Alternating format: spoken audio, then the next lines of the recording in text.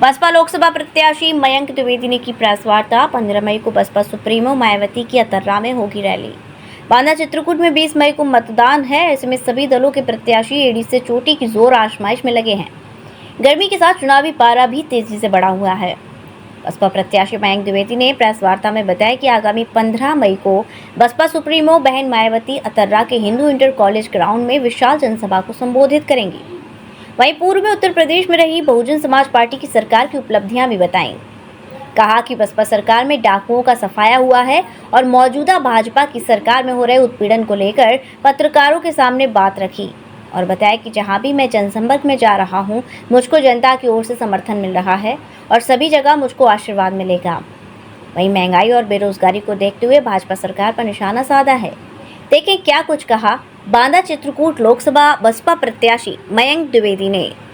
को माननीय बहन जी राष्ट्रीय अध्यक्ष बहुजन समाज पार्टी जी की रैली का कार्यक्रम है तर्रा में हिंदू इंटर कॉलेज मैदान पर। उसी में मैंने अपील की है कि सभी अपने सम्मानित शुभचिंतकों साथियों से और पार्टी के लोगों से ये अपील करना चाहता हूं कि सभी लोग 15 मई पे आकर मेरा हौसला अफजाई करने की कृपा करें।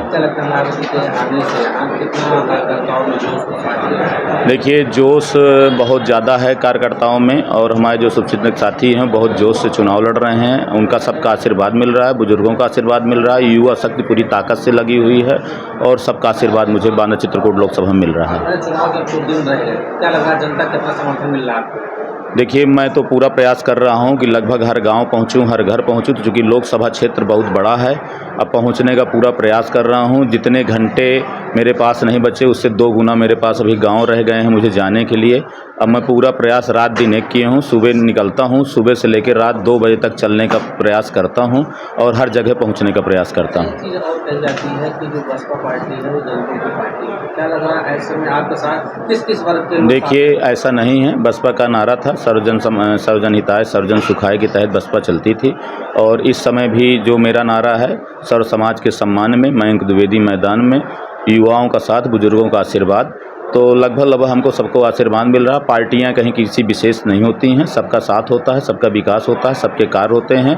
बहुजन समाज पार्टी की जब सरकार रही है तब यहाँ व्यापारियों के हित में भी कार्य हुए हैं, जनता के हित में भी कार्य हुए हैं। चाहे आपका बांदा का बाईपास उठा के देख लीजिए, बांदा का मेडिकल कॉलेज उठा के देख लीजिए, आप बांदा का कृषि विश्वविद्यालय उठा के देख लीजिए, अतर्रा की इंजीनियरिंग कॉलेज उठा के देख लीजिए, अतर्रा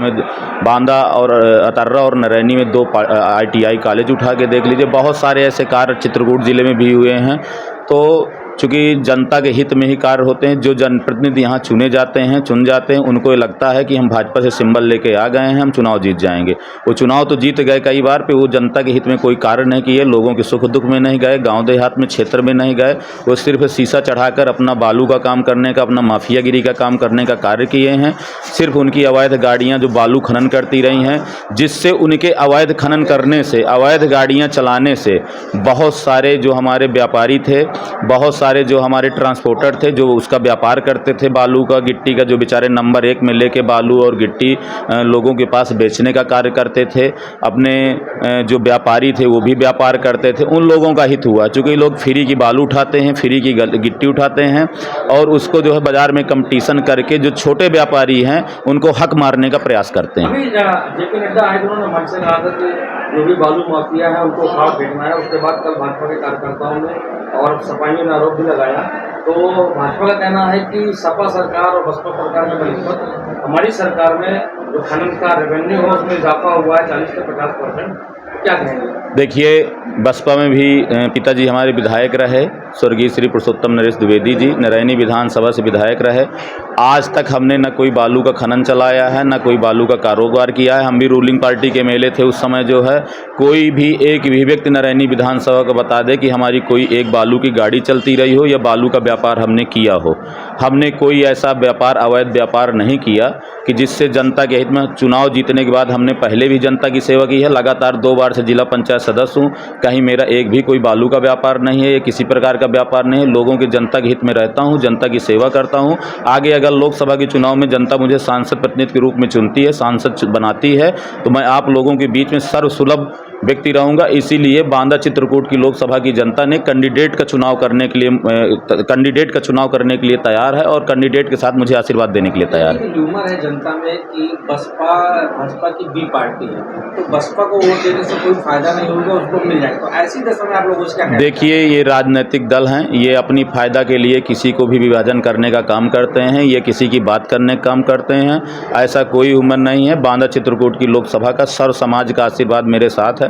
मैंने अभी बगल के गांव में हड़ा कबौली में भी मीटिंग की है परसों के दिन, जो है लगभग पूरे गांव के लगभग 2 से 2,500 लोग मेरे मीटिंग में सहभागिता हुए हैं। आपने मेरे स्टेटस फेसबुक में देखा भी होगा, उसमें लोगों की वीडियो भी पड़े हैं। सब लोग मेरे साथ में चल रहे हैं, सबका आशीर्वाद मुझे मिल रहा है। रही बात यहाँ पार्टी की, तो यहाँ जो भाजपा का कैंडिडेट चुनाव लड़ रहा है और सपा कैंडिडेट, ये खुद ही ए और बी हैं दोनों। वो तो कह रहे हैं कि मुझे न दो तो उसको समर्थन दे दो, वो कह रहे हैं मुझे न दो तो उसको समर्थन दे दो। दोनों को समझ में नहीं आ रहा है कि किसको समर्थन लेना है, किसको देना। क्या लग रहा है सपा पे जो बता रहे हैं मुस्लिम वो आपके साथ आता है? देखिए, सबका आशीर्वाद मुझको मिल रहा है, चाहे वो मुस्लिम समाज का वोट हो, चाहे यादव समाज का वोट हो।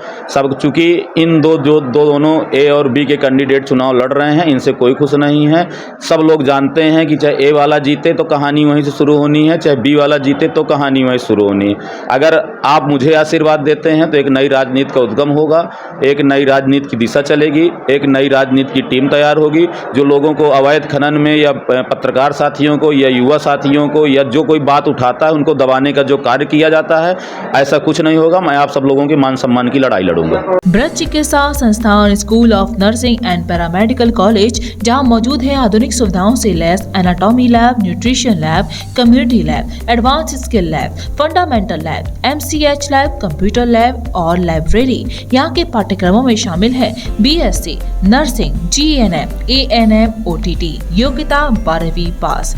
ब्रज चिकित्सा संस्थान मथुरा आपकी सेवा में सदैव तत्पर, जहाँ मिलेंगे आपको जनरल एवं लेप्रोस्कोपी सर्जन डॉक्टर सागर मित्तल, हड्डी एवं जोड़ रोग विशेषज्ञ डॉक्टर सौरभ बंसल, प्रसूति एवं स्त्री रोग विशेषज्ञ डॉक्टर नम्रता सिंह एवं डॉक्टर नेहा गर्ग, नाक कान एवं गला रोग सर्जन डॉक्टर अभिषेक जोशी, सामान्य रोग विशेषज्ञ डॉक्टर कुलदीप गोयल, नवजात शिशु एवं बाल रोग विशेषज्ञ डॉक्टर हिना गुप्ता, प्रसूति एवं स्त्री रोग एवं बाष्पन विशेषज्ञ डॉक्टर एकता थदानी सिंह, दंत एवं मुख रोग विशेषज्ञ डॉक्टर शिल्पी मंगला एवं डॉक्टर दीक्षा अग्रवाल, त्वचा एवं केश रोग विशेषज्ञ डॉक्टर संगीता शर्मा, होम्योपैथिक चिकित्सक डॉक्टर यतीन्द्र कुमार।